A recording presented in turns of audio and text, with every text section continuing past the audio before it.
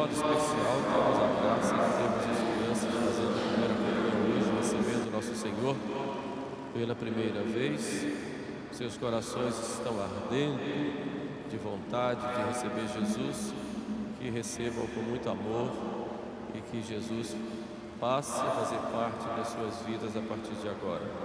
Rezamos de modo especial por todas as famílias aqui presentes, pedindo a Deus Nosso Senhor que abençoe a todos vocês com a sua graça, a solução do mundo, da crise pela qual o mundo passa necessariamente pela família. Quando a família vai em crise, o mundo também vai em crise. Por isso nós rezamos de modo especial hoje por todos os casais, por todos os jovens, e pedindo a todas as crianças, pedindo a Nosso Senhor a graça da fidelidade, e que as famílias encontrem sempre na família sagrada o seu modelo. Pedimos também por todos os nascituros. Hoje a Igreja do Brasil está rezando, pedindo a Deus Nosso Senhor pelos nascituros contra o aborto, que está às portas do Brasil, oficialmente. Então pedimos hoje de modo especial por todos os nascituros. Hoje pode ser lucrado uma indulgência plenária quem participar dessa Santa Missa, na qual as crianças recebem a primeira comunhão. Para isso vamos todos juntos fazer a nossa profissão de fé e renovar as promessas do nosso batismo. As crianças têm que estar de velas acesas, lembrando do tempo do batismo, que todas de velas acesas, isso, renovando as promessas do batismo. Não pode apagar. Quando as crianças eram pequenas, receberam uma vela, né, dos seus pais e padrinhos, e agora renovam as promessas do batismo.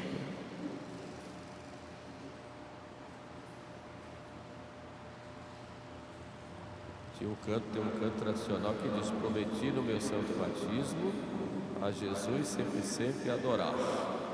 Pais cristãos em meu nome falaram, hoje os votos eu vim confirmar. Fiel, sincero, eu mesmo quero a Jesus prometer o meu amor. Comecemos todos juntos professando a nossa fé.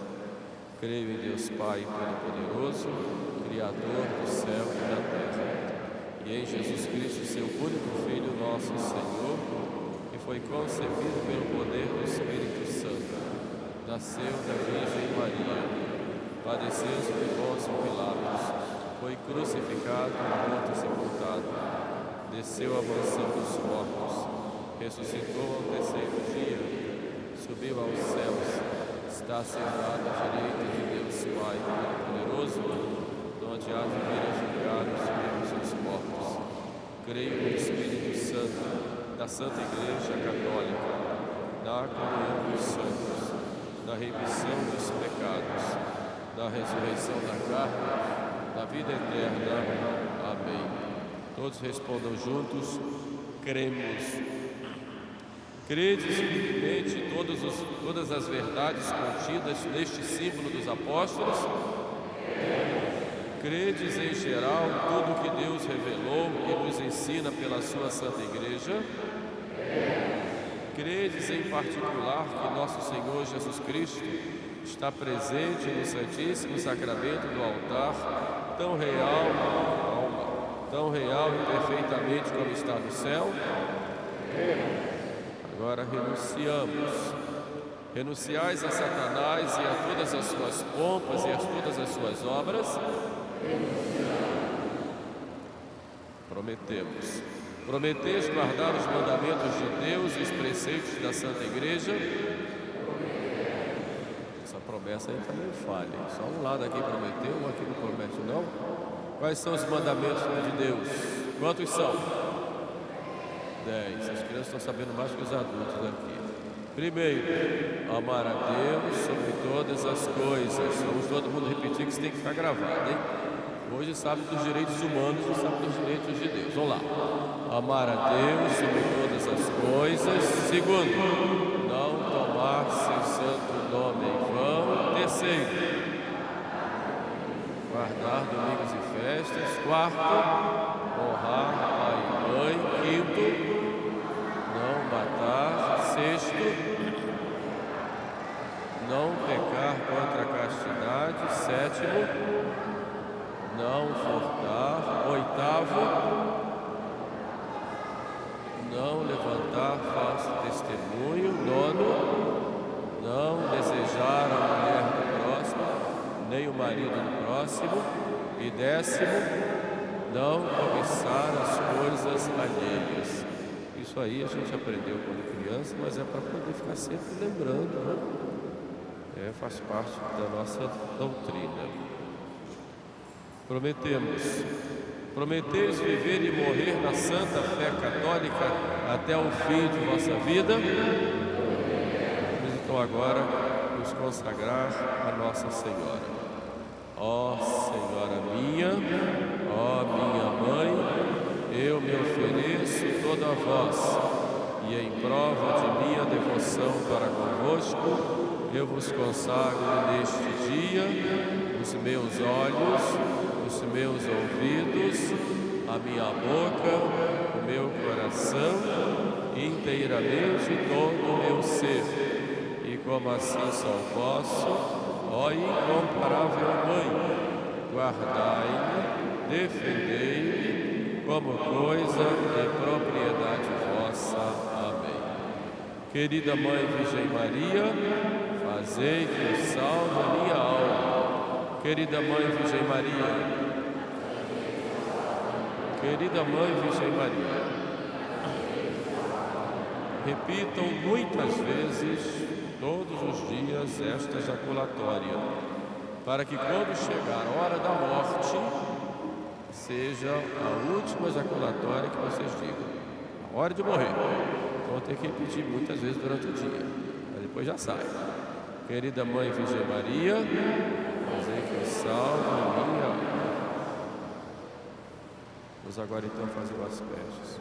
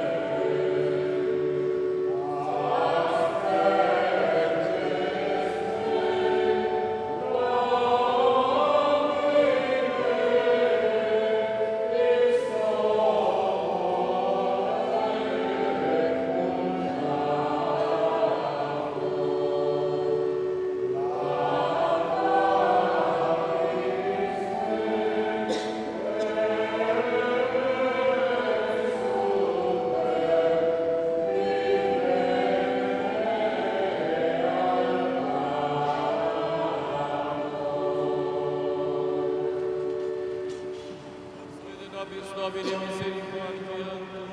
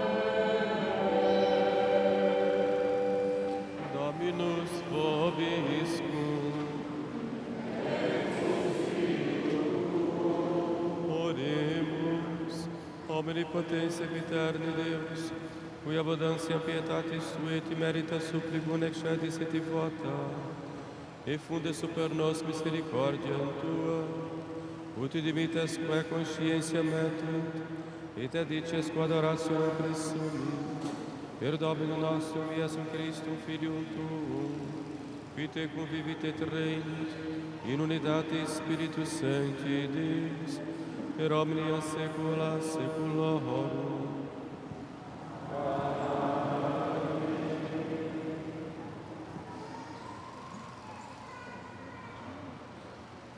Podem sentar. 11º domingo depois de Pentecostes. Leitura da Epístola de São Paulo aos Coríntios. Irmãos, quero lembrar-vos o Evangelho que vos anunciei e que recebestes e no qual estáis firmes. Por ele sois salvos, se o estáis guardando tal qual ele vos foi anunciado. A menos que tenhais abraçado em vão a fé. De fato, eu vos transmiti, antes de tudo, o que eu mesmo recebi, a saber, que Cristo morreu pelos nossos pecados, segundo as Escrituras, foi sepultado e ao terceiro dia ressuscitou, segundo as Escrituras, e apareceu a Cefas e depois aos 12. Mais tarde apareceu a mais de 500 irmãos de uma vez. Desses a maioria ainda vive e alguns já morreram.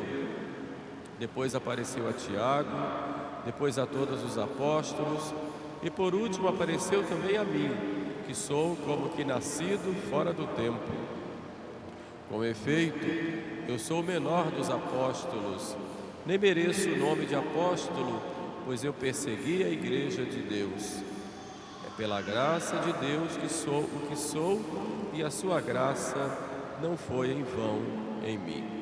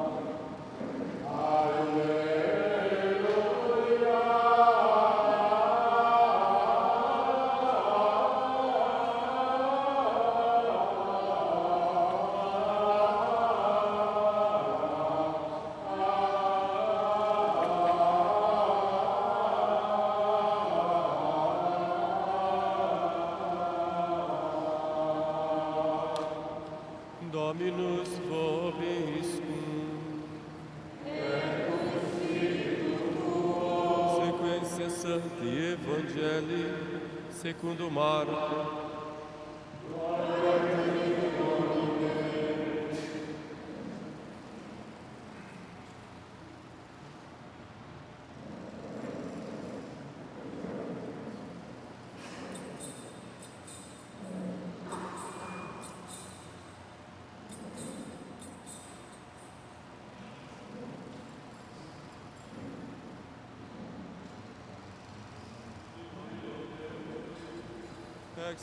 Ex Jesus de finibus Tiri, veniti per Sidone ad mare Galilei, intermedios fines e capoleos, et aducut ei surdum et mutum, et de peccabantur eo, ut imponat illum mano, et apprehendem seum de turba se orso, missit digitos suos in auriculas eius, et expoestet linguam eius, et suscipiens in cielo, ingemuit et aeteri, effeta quod est ad perire, et stati aperte sunt aures eius, et solutum est vinculum linguae eius, et loquebatur recte, et precepitiris neque dicere, quanto autem eis percipiebat tanto magis plus predicabant, et eo amplius admirabant dicentes, bene omnia fecit, et surdos fecit audire, et mutuos loqui.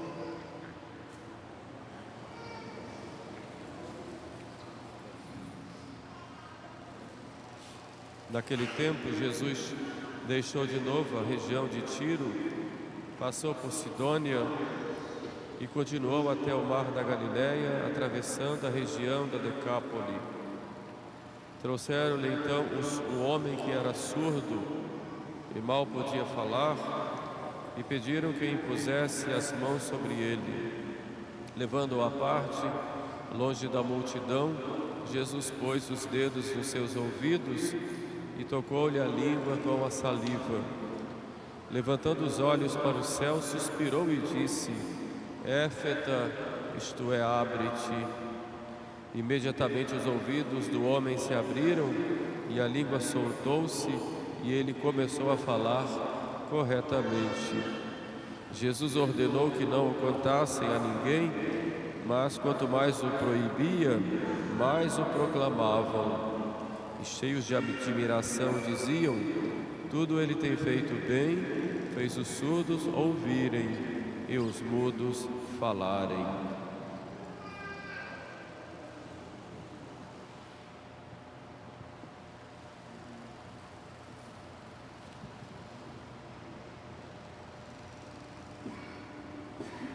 Pode ser.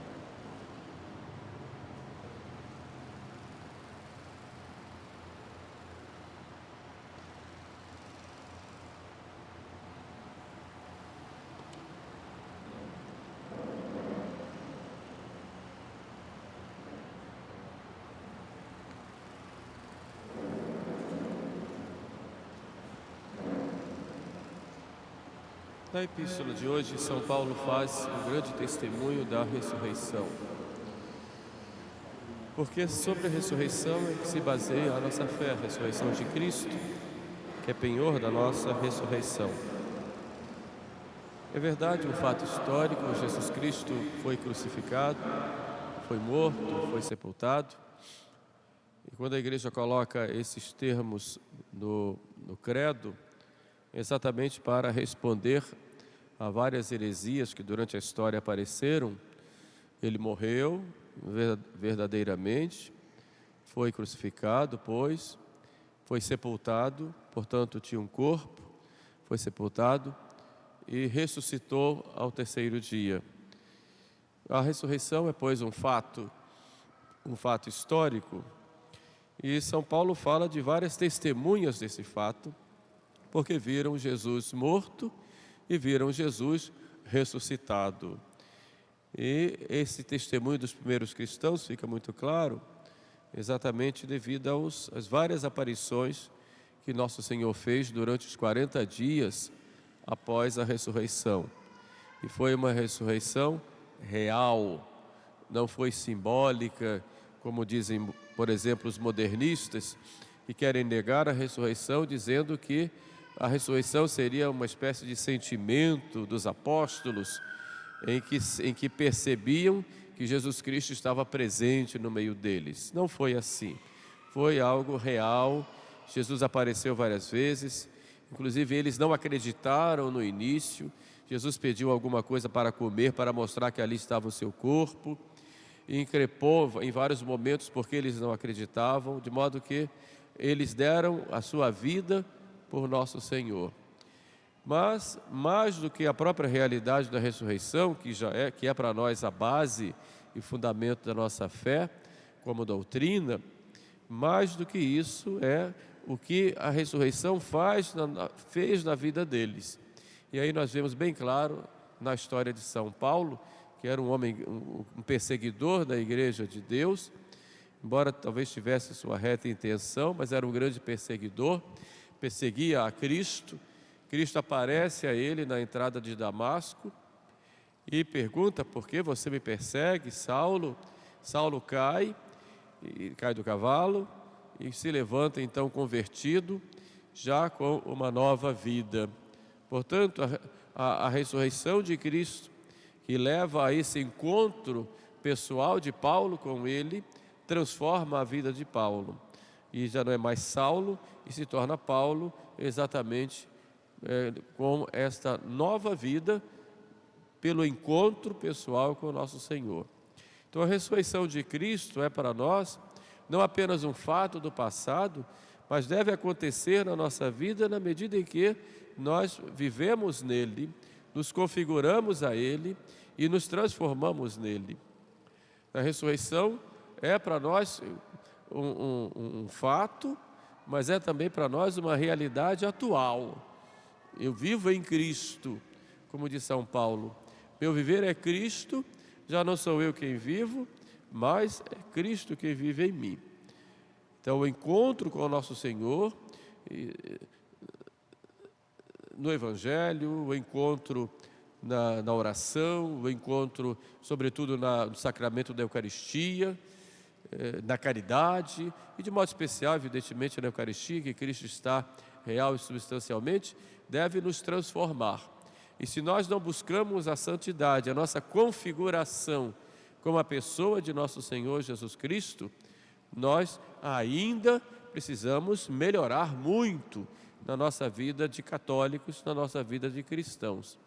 O cristão é aquele que tem o rosto de Cristo, que vive nele e que se configura nele. A vida cristã consiste num laço cada vez mais estreito de nós com o nosso Senhor Jesus Cristo.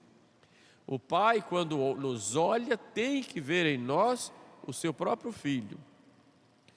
Tertuliano dizia que quando Deus estava fazendo o rosto de Adão, ele olhava o seu filho. E quando vai fazer o rosto de Adão, ou seja, o rosto do primeiro homem, tem como modelo o seu filho. E Adão pecou, e com ele todos nós, mas nós que fomos restaurados pelo sangue de Jesus, devemos cada vez mais nos configurar à pessoa dele. Ter os mesmos sentimentos, ter os mesmos projetos de vida, ter o mesmo amor, ter a mesma vida como tal. Exatamente, é este o programa nosso com o nosso Senhor. Cada vez mais unidos a Ele, nós nos configurarmos a Ele, como dizia São Paulo, não sou eu quem vivo, mas é Cristo quem vive em mim. O meu viver é Cristo. Então é um verdadeiro programa de vida. Se não buscamos a santidade, não há motivação para o cristão existir. Ou o cristão busca ser santo, ou perde a sua razão de ser. Então é um compromisso que todos nós, eu como sacerdote e vocês todos como leigos, vocês têm que cuidar de serem santos. É preciso ter esse compromisso com o nosso Senhor. E não fazerem da oração ou da missa dominical apenas um gesto ritual. Eu vou porque tenho que ir. Eu vou porque estou acostumado. Não. Então esse questionamento, cada um deve se fazer sempre no seu exame de consciência. O que é que eu preciso melhorar para viver esse seguimento de nosso Senhor? São Pedro diz: deixamos tudo e te seguimos. Deixamos tudo e te seguimos. O que é que nós precisamos deixar para ter esse pleno seguimento de Jesus? Essa é a questão. Quando Cristo diz: eu sou o caminho, realmente seguimos a este caminho? Ou estamos ligados às coisas do mundo, às suas vaidades, à sua sede de poder, à sua sensualidade, à sua sede de bens materiais? Até que ponto vivemos uma verdadeira penitência, um verdadeiro sacrifício, e vivemos renúncias que são tão necessárias na nossa vida para vivermos unidos a nosso Senhor? Essa é a questão. Senão, nosso cristianismo é o cristianismo de casca. Isso tem que acabar. Esse catolicismo de casca, de superfície, não é verdadeiro catolicismo. Esse catolicismo apenas de tradição humana, porque eu nasci católico e vou morrer católico, é muito bom, ótimo, graças a Deus, mas só isso não basta. É preciso entrar realmente nessa vivência do amor a Deus, imitando e se configurando ao próprio Jesus Cristo. E por isso, realmente a nossa luta no dia a dia deve ser constante, senão não vamos bem. E exatamente foi a ressurreição de Cristo transformou os apóstolos e depois transformou São Paulo de grande perseguidor a um grande pregador e defensor do Evangelho. O que fez isso? Foi seu compromisso, fruto desse encontro com o nosso Senhor. É triste a gente ver a superficialidade de muitos e muitos católicos que não buscam a santidade no dia a dia. Isso é doloroso. E uma das coisas que é preciso trabalhar muito na nossa vida espiritual. No Evangelho nós vamos ver Jesus fazer um milagre, que é um milagre real, evidentemente, curou o surdo-mudo, mas esse milagre tem um sentido bem mais amplo do que o próprio fato para aquela pessoa que foi curada. Por que Jesus então cura os ouvidos de alguém para que ouça? Por que Jesus toca na língua para que ele fale?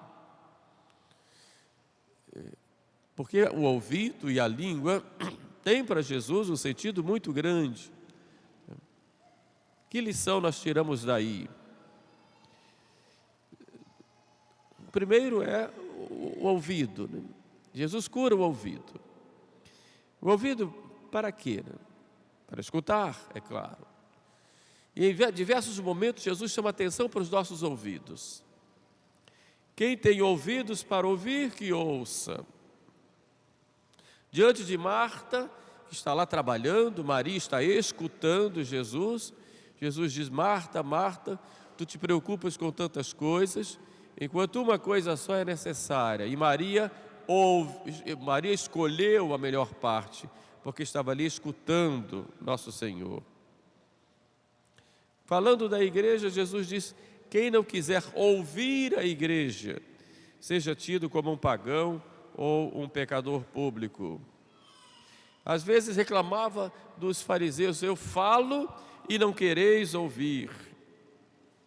Por outro lado, diz: aquele que ouve a minha palavra e coloca em prática é como o homem que construiu a casa sobre a rocha. E por fim, bem-aventurados aqueles que ouvem a palavra de Deus e a põem em prática. Vemos aí Jesus em diversos momentos falar da importância do ouvir. O livro da imitação de Cristo desenvolve um pouco isso, Jesus falando para a alma e diz: quando tu falas, eu calo, quando tu calas, eu falo. O que é que nós temos que ouvir? Primeiro temos que ouvir a palavra de Deus e meditá-la.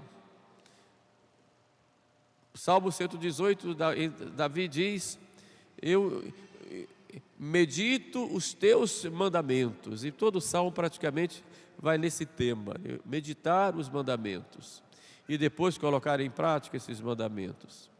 Então eu preciso ouvir. São Paulo diz: a fé vem pelo ouvido. Então, quando Jesus cura aquele ouvido daquele homem, Ele quer curar também nossos ouvidos, que ouvem tantas coisas do mundo, mas são surdas para as coisas de Deus. Por isso, no nosso batismo, a igreja repete aquele gesto de Jesus, daquele homem, quando toca nos ouvidos da criança e diz: éfeta, isto é, abre-te. Nossos ouvidos devem se abrir para a palavra de Deus e para meditar a palavra de Deus. Deve se abrir para a igreja, que no seu magistério nos ensina e vem ensinando durante esses 2000 anos. Ou abrir os ouvidos para a catequese, para tudo aquilo que a igreja nos ensinou e nos ensina no dia a dia. Abrir os ouvidos, e esses ouvidos não são apenas os ouvidos externos, mas os ouvidos do nosso coração, para que transforme a nossa vida. Quantas homilias nós ouvimos durante o ano? Quem vai à missa todos os domingos ouve 50 homilias, cada dia com um tema diferente, aplicando à nossa vida o próprio Evangelho de nosso Senhor. E por que não muda a vida? Porque não escutou. Simplesmente aquilo foi palavra que foi ao vento e não guardou. No máximo disse: gostei muito da homilia, foi muito boa, me tocou o coração. Outras vezes pode ter dito: não gostei, o padre falou demais, não é bem assim. Mas não ouviu, não foi lá dentro do coração e não transformou a vida. Por que isso? Porque há essa resistência à palavra de Deus. Porque nós queremos ouvir aquilo que nos interessa. Porque os mandamentos de Deus, que nós falamos no início, que são 10, eles são peneirados e eu faço aquilo que eu quero. Na verdade, os mandamentos eu que construo para a minha vida, e só ouço a palavra de Deus com o meu coração, naquilo que me importa, ou naquilo que para mim agrada, não aquilo que para mim é difícil, que me machuca, ou que me obriga a pensar sobre a minha vida. Quem tem ouvidos para ouvir, que ouça. E por que não ouvir também a voz da própria consciência? E Deus muitas vezes fala, e fala em geral, não sei que a consciência seja deturpada, Deus fala na consciência para levar o homem ao arrependimento e à mudança de vida, e para se transformar. porque nós ouvimos tanto as coisas de Deus e não mudamos. Então hoje nós temos que pedir a Jesus a mesma coisa que aquelas pessoas pediram quando apresentaram aquele surdo mudo. Senhor, toca nos meus ouvidos, porque eu estou surdo à tua palavra, estou surdo à tua vontade, é preciso eu ouvir. Bem-aventurado serei eu, se eu ouvir a palavra de Deus e a puser em prática. Guardar essa palavra no meu coração e na minha vida. Não ficar escolhendo aquilo que eu quero ouvir da palavra de Deus. Agora, para ouvir, é necessário o silêncio. Deus fala no silêncio. Por isso, quanto mais barulho, mais confusão estiver na minha vida, mais difícil vai ser eu ouvir. E o silêncio é cada dia mais um desafio para nós, porque nós não gostamos do silêncio. Quando chegamos em casa, temos que ligar alguma coisa, colocar um fone no ouvido, ou temos que entramos no carro, temos que ligar logo o rádio ou ligar uma música, porque não aguentamos o silêncio. E uma sociedade que não faz silêncio não aprende a ouvir, porque vai ouvir só o que interessa. Porque dentro, o que nós temos que ouvir está lá dentro. Deus vai colocando e lá dentro nós vamos meditando, contemplando e fazendo propósitos. Essa é a audição que Jesus Cristo quer. Na parábola do semeador fica isso muito bem claro. As sementes foram colocadas nos vários terrenos, os vários terrenos tiveram lá suas respostas, mas só no último, que foi terra boa, Jesus Cristo fala: este é aquele que ouve a palavra e dá frutos, até 60 ou 100 por um. Porque todos ouvem, mas nem todos assimilam, nem todos guardam. Por isso Jesus cura o ouvido daquele homem. Mas cura também a língua. Os exegetas dizem que ele falava, mas não falava corretamente. Tinha muita dificuldade em falar. Mas é preciso, depois de escutar, falar. E esse falar é para dar testemunho do Evangelho? Sim. Mas é sobretudo falar aquilo que meditou, aquilo que nosso Senhor nos colocou. E esse falar tem um sentido apenas não da língua, mas o falar com a vida. E é nesse sentido que Cristo diz: vós sereis minhas testemunhas. É interessante que quando Ele manda pregar o Evangelho, ide pelo mundo inteiro e pregai o Evangelho a toda criatura, Ele, no mesmo contexto, Ele diz: sereis minhas testemunhas.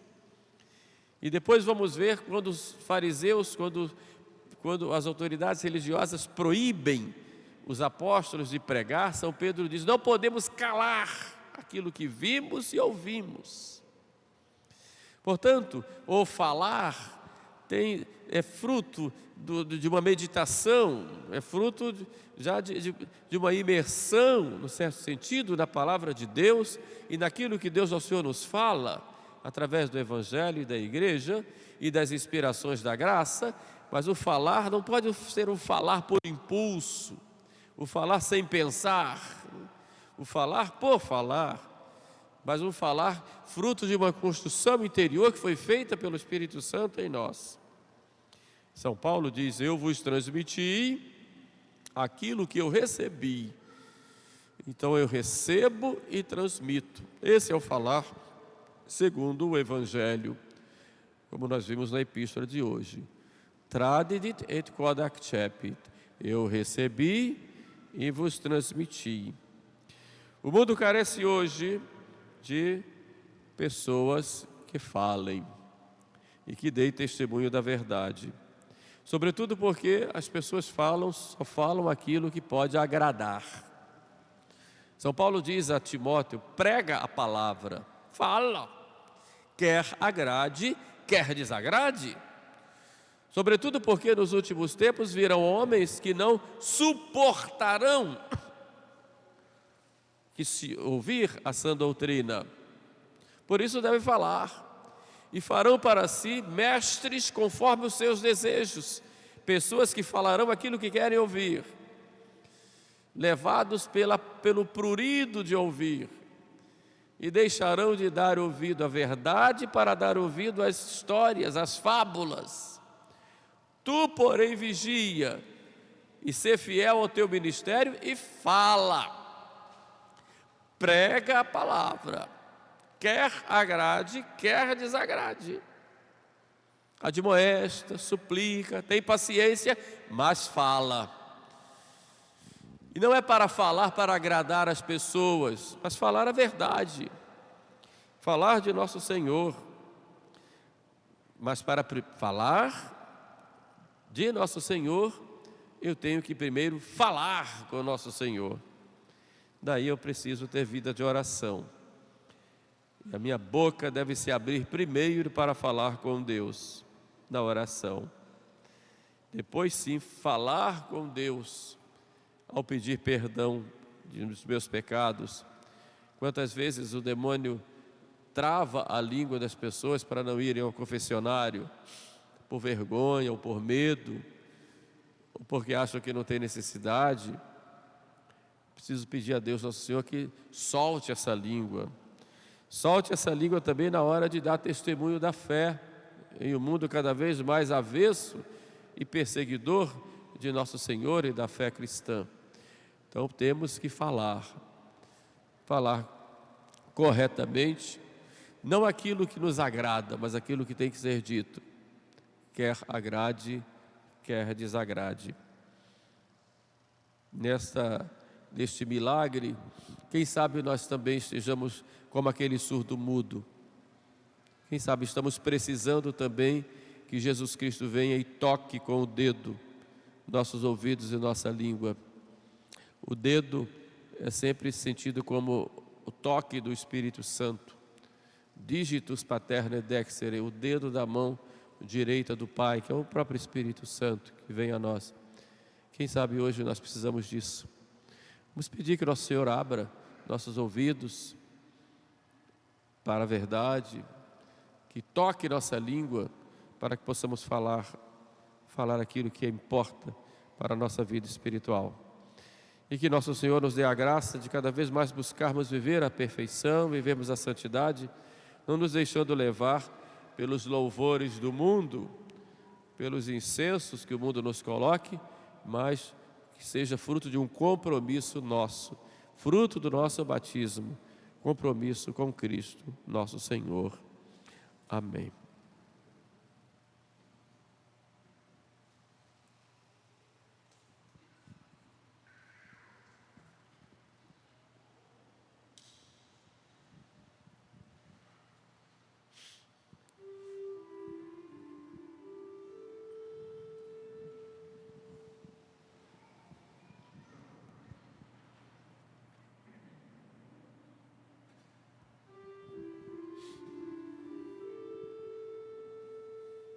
Credo in uno Deo.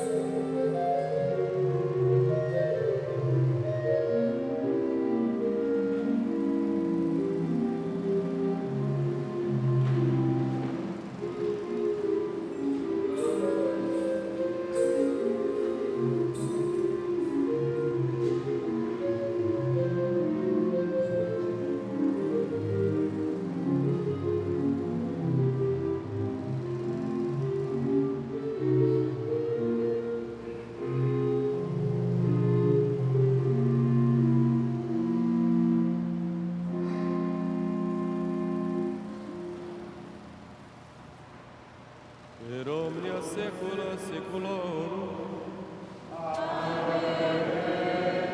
Dominus vobiscum.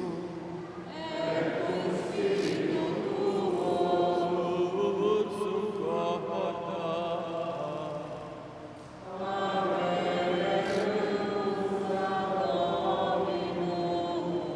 Gracias aguemus, Domino Deo nostro.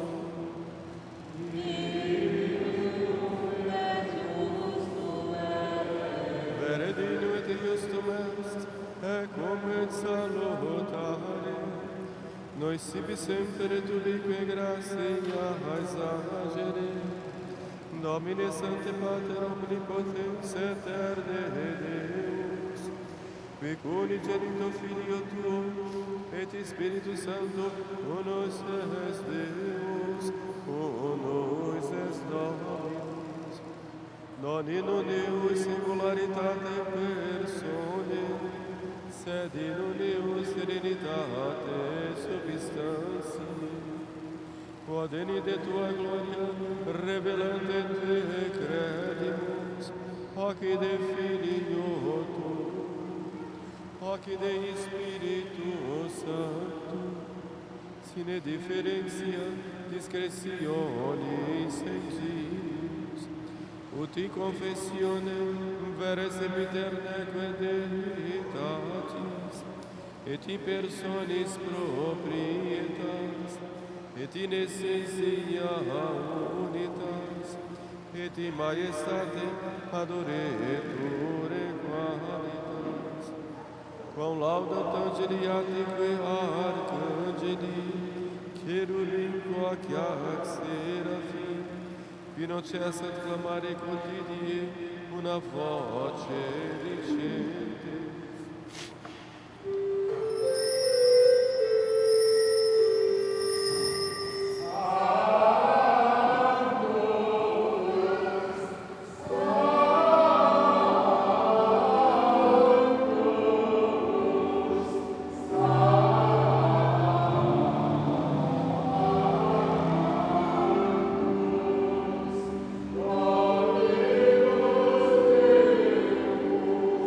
Amen.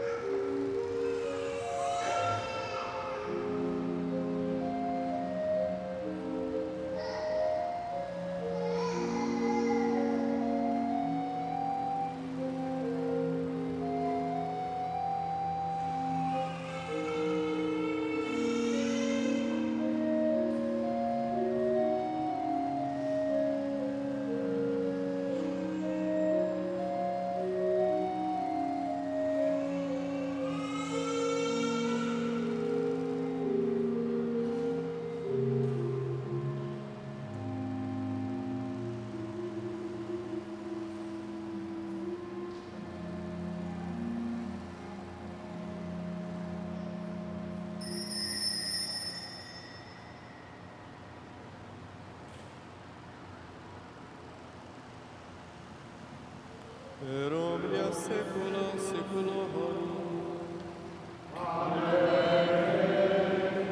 Oremus, recepite salutaribus muniti, et divina institutione formati, audemus dicere.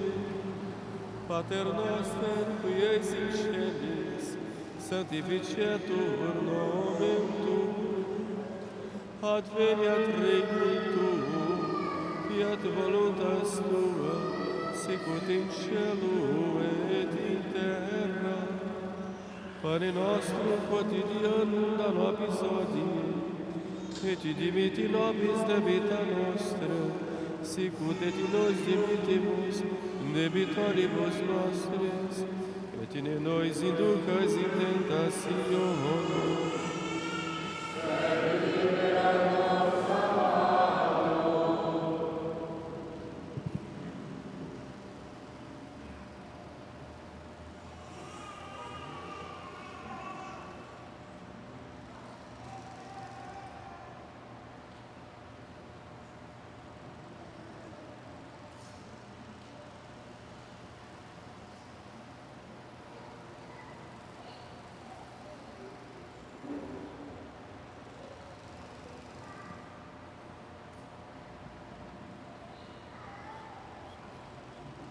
per omnia saecula saeculorum.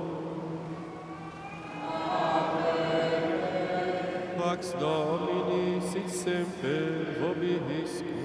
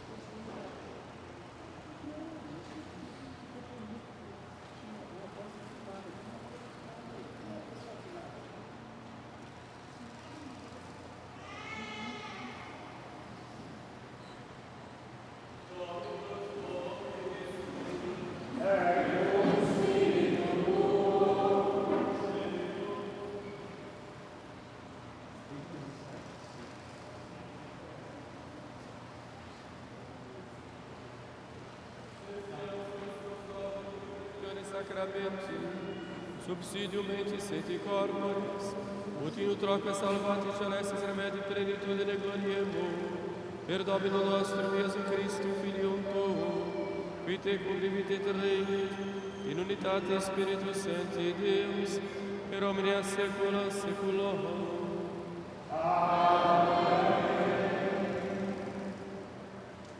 Dominus vobiscum.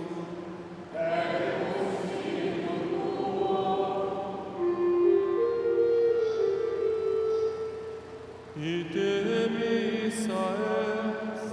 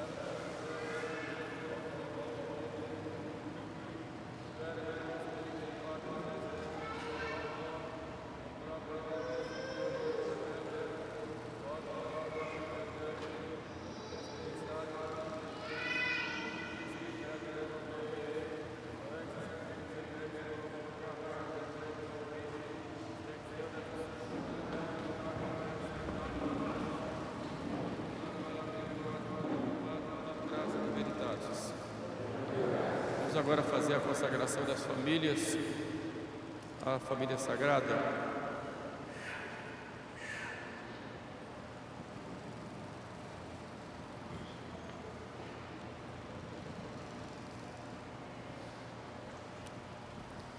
Consagremos a nossa família nesse momento, nesta Semana Nacional da Família, entregando a nossa família à família sagrada, Jesus, Maria e José, para que nos proteja, nos guarde e seja sempre o nosso modelo de família católica.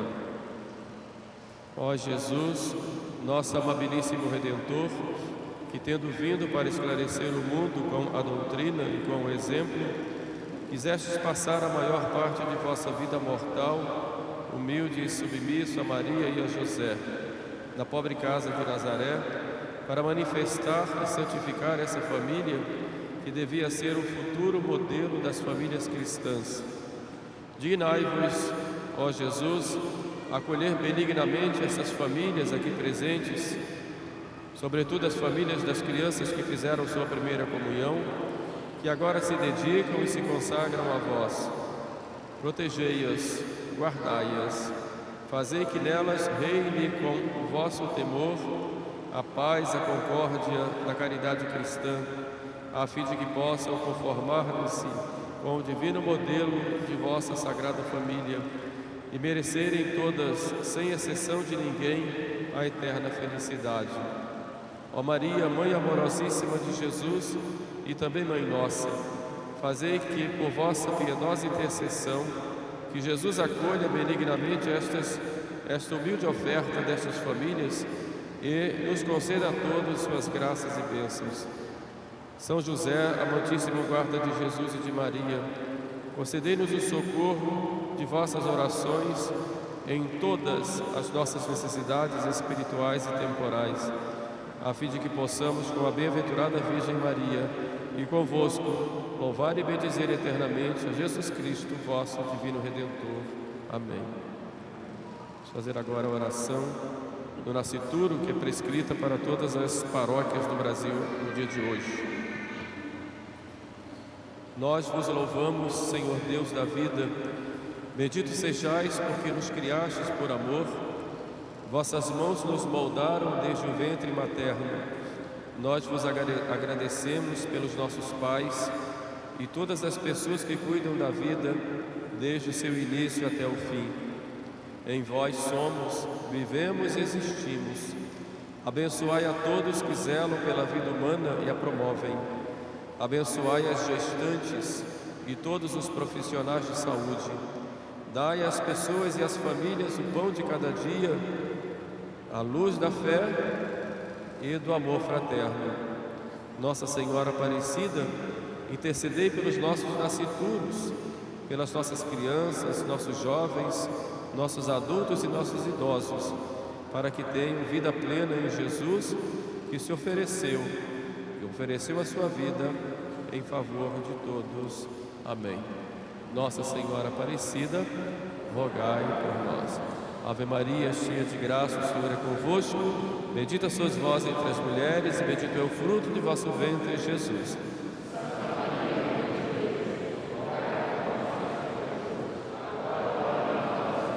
Jesus, Maria e José, salvai as nossas famílias. Em nome do Pai, do Filho e do Espírito Santo.